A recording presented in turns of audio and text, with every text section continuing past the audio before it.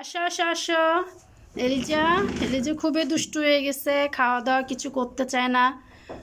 তো মাছ মাংস যেটা দিয়েই খাওয়ান না কেন খেতে চায় না। আর প্রতিদিন এক খাবার একদমই বাচ্চারা পছন্দ করে না।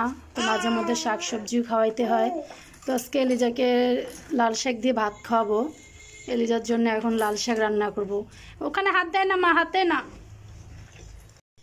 তো লাল শাক আমি এখানে নিয়েছি, এখানে কিছুটা লাল শাক আমি ছোট ছোট করে কেটে নিয়েছি। তো অল্প কিছু লাল শাক কেটে নিয়েছি। তো লাল শাকটা আমি ঝোল সহ রান্না করব।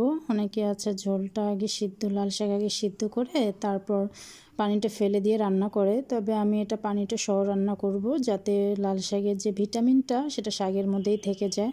আর বাচ্চাদের জন্য তো এটা অনেকেই পুষ্টি, যাতে লাল শাকের ভিটামিনটা তারা পায়, তাই আমি লাল শাকের পানিটা সহ রান্না করব। তো এভাবে রান্না করে খাওয়ালে বাচ্চাদের ভিটামিনটা পায় আর কি।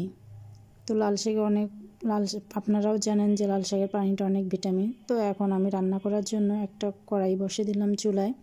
তো চুলাটা গরম হয়ে গেলে আমি এখানে সামান্য কিছু তেল দিব।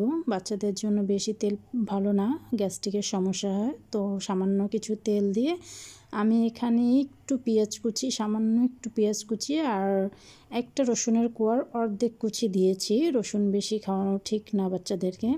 এই সামান্য কিছু দিয়ে আমি এটাকে একটু ভেজে নিচ্ছি।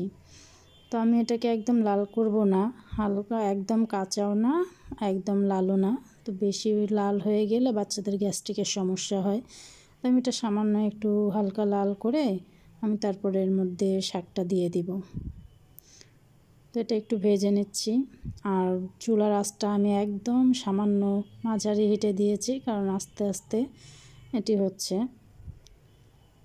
পেঁয়াজটা আর একটু ভেজে নেব।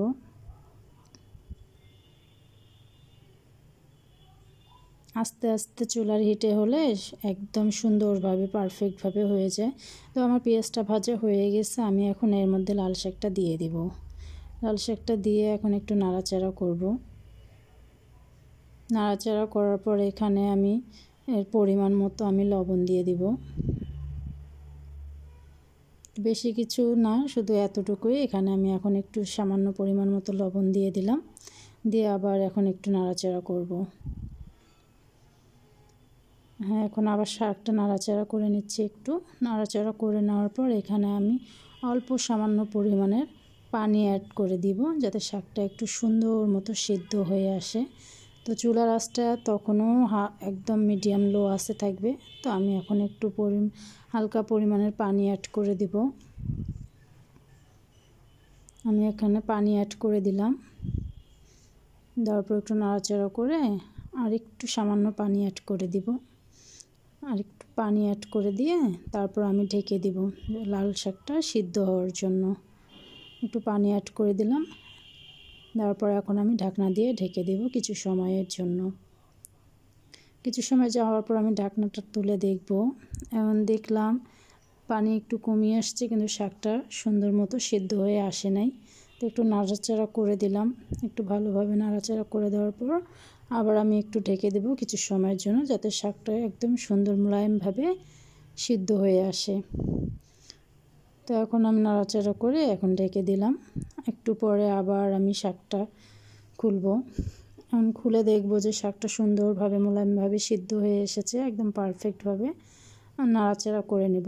এভাবে শাকের পানি সহ যদি আপনারা বাচ্চাদের খাওয়ান, তাহলে শাকের ভিটামিনটা সে পেয়ে যাচ্ছে, আর শাকের স্বাদটা অনেক সুন্দরভাবে আসে। তো এখন নাড়াচাড়া করে নেব। আমার শাকটা অলরেডি হয়ে গেছে। এখন শাকটা আমি নামাই নেব।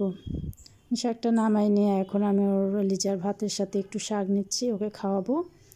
ও লাল শাক অনেক পছন্দ করে, আমি মাঝে মাঝেই ওকে খাওয়াই, কারণ প্রতিদিন মাছ মাংস এসব খেতে চায় না। মাঝে মাঝে আমি সবজি খাওয়াই, শাক খাওয়াই। তো এসবে অনেক ভিটামিন থাকে। তো বাচ্চাদেরকে মাঝে মধ্যে শাক সবজি এভাবে খাওয়াতে হবে, তাহলে প্রচুর পরিমাণে ভিটামিনটা পাবে।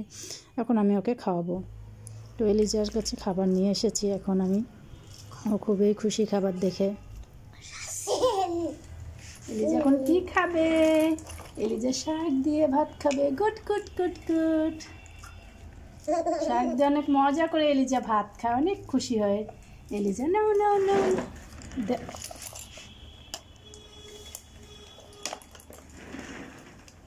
দেখো গুড। এই যে মজা করে শাক দিয়ে ভাত খাবে। না না না না, তাড়াতাড়ি খাও তাড়াতাড়ি খাও, ওই যে ভাইয়া নিয়ে নেবে। হ্যাঁ